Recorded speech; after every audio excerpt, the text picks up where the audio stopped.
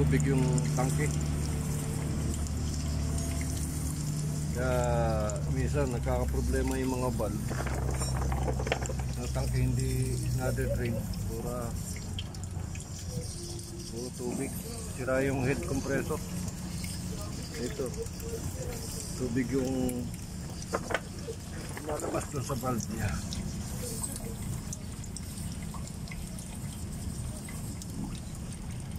Titingnan pa natin yung ibang tangke. Daming tubig. Tapos palitan natin yung head compressor. Itong tangke na to. Ayan, marami ito. Marami laman yan.